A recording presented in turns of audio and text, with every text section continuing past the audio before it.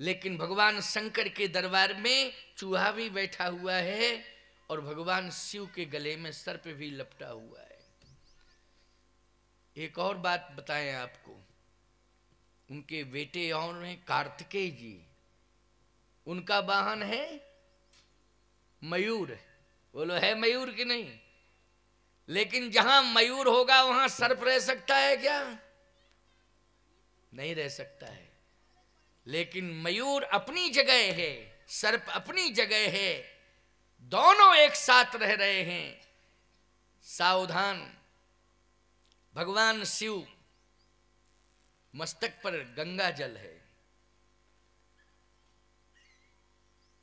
सिर जटाओं में गंगा जी हैं, उनमें एक रस जल है। मस्तक पर तीसरा नेत्र, उसमें अग्नि है। चंद्रमा भी है, उसमें अमृत है। कंठ में विष है। सर्प भी है, चूहा भी है, मयूर भी है, सर्प भी है, सिंह भी है और बैल भी है, एक साथ है। प्रतिकूलता में अनुकूलता। मैं एक बात हमेशा कहता हूं कि देश में एकता स्थापित करने के लिए, देश में सामंजस्य बनाने के लिए रामचरितमानस के सिद्धांत को लागू करना चाहिए।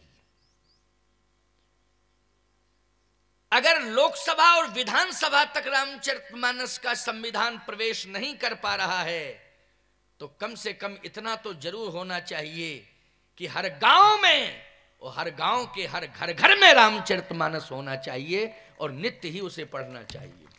इतना तो होना ही चाहिए। मैं गारंटी के साथ कहता हूं, कितनी भी बड़ी प्रतिकूलता क्यों ना हो परिवार में, अनुकूलता बनाने के लिए तमाम प्रकार के अनुष्ठान कराते हैं आप सब। मैं कहता हूं रामचरितमानस का नित्य पाठ हो घर के अंदर और घर के ही सदस्य करें। जितने भी प्रकार की प्रतिकूलताएं होंगी, चाहे परिवार की प्रतिकूलता, चाहे ग्रहों की प्रतिकूलता, चाहे गांव की प्रतिकूलता, चाहे रिश्तेदारों की प्रतिकूलता, वो सारी प्रतिकूलताएं रामचरितमानस के प्रभाव से अनुकूलता में परिणत हो जाएंगी। ये मेरा अपने जीवन का अनुभव है। इतनी चैलेंज से कोई बात कह नहीं सकता है, लेकिन मैं कह रहा हूं क्योंकि अनुभव किया है, ऐसे नहीं।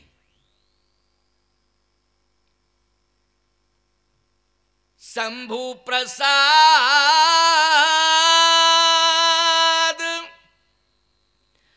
सुमत किए हुलसी,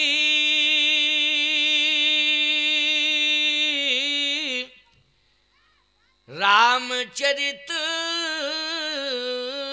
मानस कवि तुलसी। शंभु का प्रसाद है ये रामायण। क्या है? राम कथा जो सुन रहे हैं आप रामचरितमानस की, ये है भगवान शिव का प्रसाद, भगवान शिव का प्रसाद।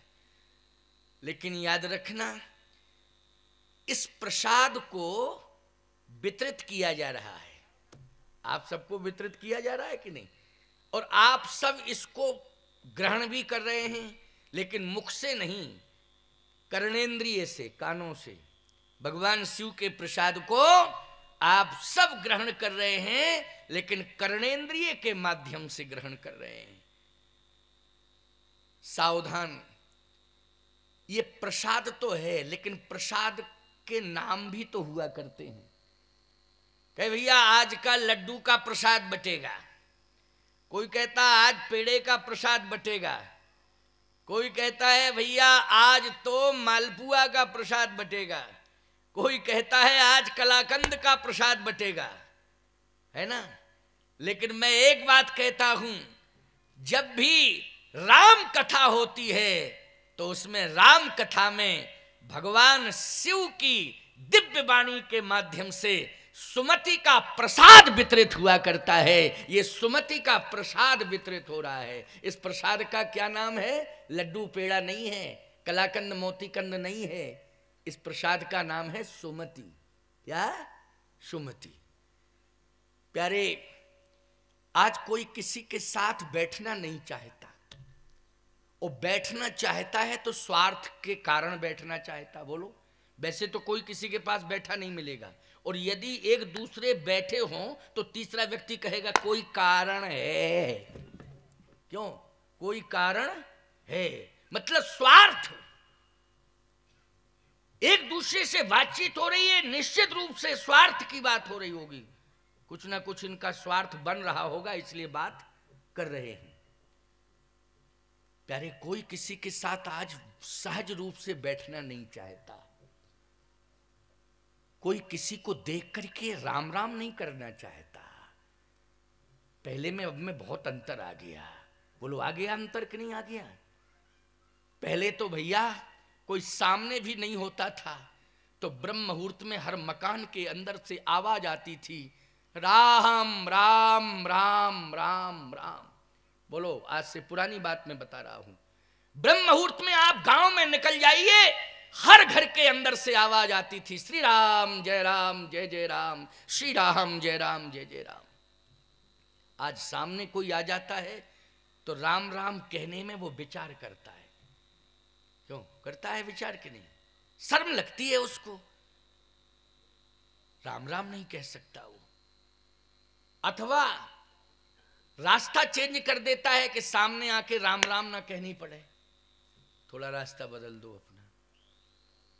लेकिन मैं एक बात कहता हूं, वर्तमान के हालातों को देखते हुए आज मैं चैलेंज से कह रहा हूं कि केवल एक ही स्थल ऐसा है जहां प्रेम से वो बिना किसी स्वार्थ के एक साथ सब बैठ जाते हैं। वो राम कथा स्थल है, वो सत्संग का स्थल है, जहां बिना किसी स्वार्थ के लोग बैठ जाते हैं, एक साथ बैठ जाते हैं। इतनी संख्या में बैठे हुए हैं।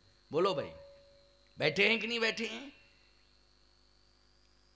पहला दिन है और पहले ही दिन आप इतनी संख्या में आ गए। इसका मतलब है कि सत्संग स्थल ही एक ऐसा स्थल है कि जिस स्थल पर सामूहिक रूप से सब एक साथ बैठते हैं और समान रूप से बैठते हैं और सौहार्दपूर्ण वातावरण में बैठते हैं। और विशेषता यह है, जहां दो बैठते हैं वहां दोनों ही एक दूसरे से बोलते हैं। लेकिन सत्संग स्थल वो है जहां हजारों बैठते हैं, बोलता केवल एक है, हजारों सुनते हैं। इससे बड़ा अनुशासन और क्या हो सकता है? बोलो, सैकड़ों की संख्या में बैठे हैं लेकिन एक बोल रहा है और सैकड़ों सुन रहे हैं। इसको कहते हैं सत्संग।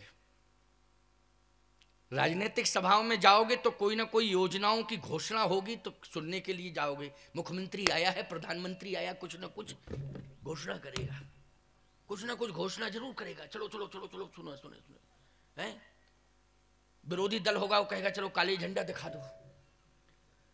समर्थक होंगे वो कहेंगे घोषणाएं होंगी तो हम लोग नारेबाजी करेंगे, जिंदाबाद जिंदाबाद जिंदाबाद। क्यों भाई? समर्थक जिंदाबाद करेंगे, वो विरोधी मुर्दाबाद। यही तो चलता है राजनीति में। क्यों चलता है कि नहीं चलता है? लेकिन यहां किसी भी दल का व्यक्ति क्यों ना बैठा हो, चाहे जिस राजनीतिक दल का व्यक्ति क्यों ना बैठा हो, जब सत्संग में आता है, राम कथा में आता है तो एक साथ सब कहते हैं हम सब तुलसी दल के हैं, केवल हमारा दल तुलसी दल है। क्यों यही बात कही जाती कि नहीं, हमारा केवल एक ही दल है। कौन सा दल? तुलसी दल। चाहे जिस दल का कोई बैठा हो। बोलो भाई, हृदय की बात कह रहा हूं कि नहीं कह रहा हूं? और तुलसी दल कहने में और तुलसी दल का सदस्य बनने में किसी को कोई परहेज है क्या? कोई परहेज नहीं। और जो दल तुलसी दल से परहेज करे वो दल दल में चला जावे, क्या दिक्कत की बात है भाई? वही दल दल में जाएगा जो तुलसी दल से परहेज करे। तुलसी दल से ज्यादा महत्वपूर्ण कौन सा दल हो सकता है? इसलिए मैं कहता हूं भैया, आप जितने भी सदस्य बैठे हो सब तुलसी दल के सदस्य हो कि नहीं? सब तुलसी दल के सदस्य हो। राम कथा कैसी कथा? बोले सुर सरी सम सब कर हित होई, वो राम कथा है। जैसे गंगा में कोई भी स्नान करता है, जो भी स्नान करता है, गंगा समान रूप से उसे मुक्ति प्रदान करती हैं, उसके पापों को ले लेती हैं। क्यों भैया? चाहे जितनी मात्रा में पाप लेके कोई जाए, उसके पापों को ले लेती हैं गंगा और कहती यही है, भैया पाप मत करना, तुम मेरे पास आ गए हो तो हमने